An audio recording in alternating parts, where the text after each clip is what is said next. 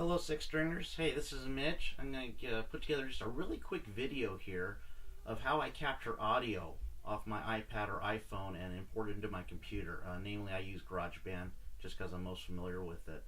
What I'm going to show you today is I'm currently recording off my iPhone, but I have my iPad here. You can see six string is actually up. I'm also going to be using my little audio box USB. This is the digital audio interface that goes into my computer. And then of course the computer itself with GarageBand up. What I'm going to show you here, because it's come up quite a few times, is how do you get your audio that you have either on six string or from YouTube or even from your music app, whatever, anything that comes out of this thing's headphone jack, I could port into here in stereo and record it on here. And once I have it, I could save it, I can manipulate it, master it, play along with it, overdub, basically do pretty much whatever I want. It's basically my little recording studio on my desktop here. So now what I do is to get music from here into here is I use what's called an insert cable, and here's one right now.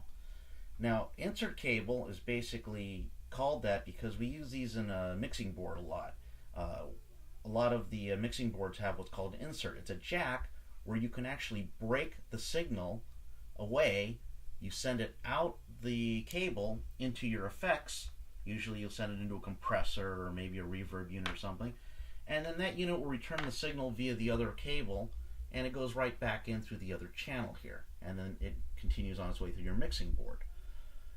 Now even though it's used for that, I use it for other things too. It also makes an excellent stereo split cable. Now what you have here is you have a stereo jack. You can see it's a 1/4 inch stereo, and these are called TRS plugs. It stands for tip, ring, and sleeve. Now electrically what these are in a stereo is the tip is usually the left channel, the ring is the right channel, and the sleeve is ground. And then what this thing does, it basically splits it up into two mono jacks. One of these will be labeled tip. Yeah, I think it's this one right here. Yeah, this one says tip right on it. This is the left channel here. In other words, the tip on this one is the tip on the stereo jack. Now the other one is called the ring. That means the tip on this one here represents the ring here. So if I were to plug this into a stereo source, which I am right now, what I'll have here is I'll have basically left channel on here and the right channel over here. So let's go ahead and do that right now. The only thing I need to do, or I need to add, is a little 1/4 inch to 1/8 inch adapter. That's because of the iPad's headphone jack. Now this doesn't do anything electrically. It doesn't change the wiring or anything. All it does is it just reduces it down. And you can see on this 1/8 inch here, I still have my tip, ring, and sleeve. So I'm going to go ahead and connect that into the iPad.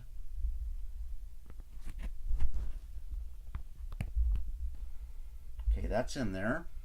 And then as I said before, my tip plug, the one that says tip, this represents the left channel. So I'll go ahead and I'll just plug it into channel 1 of my audio box here. And then I'll take the ring one, which is the right channel, and I'll put that into number 2. And there you go. I have my stereo coming out and being split into left and right channels here. Now the only thing left to do is on this box here, you can set your input levels with these little potentiometers here. I usually just turn them up to about 11 o'clock or so just to get started. This one also has these little clip LEDs. If these start to glow, it means you're nearing the output level of the box.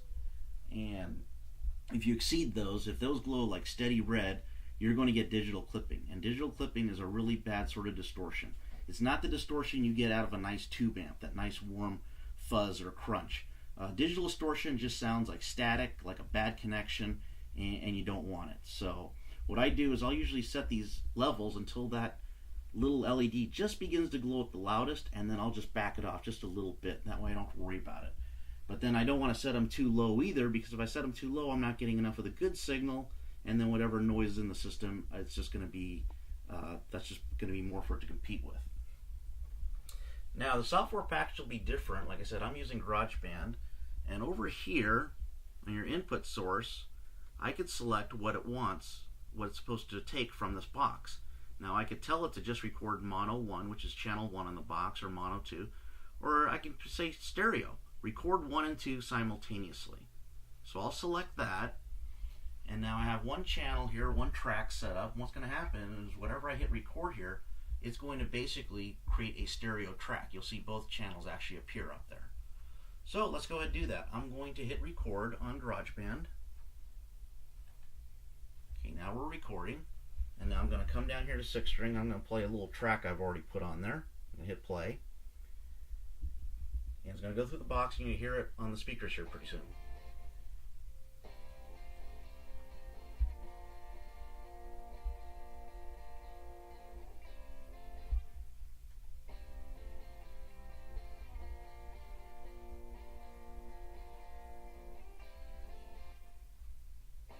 Okay, I think that's enough to get the point. There, now you can see the track that I recorded. There it is. You can see both tracks. You can see the left and right channel have been recorded. And if I want to hit playback, here we go. It's going to be a little loud, but I'm going to hit playback. And you can hear what I just captured off the iPad.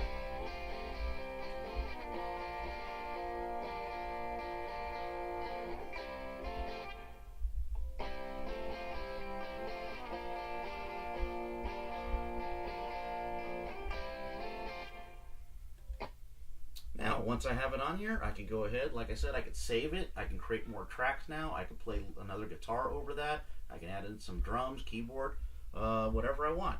The audio output of this has now been captured on that. All right, keep on rocking, 6 stringers.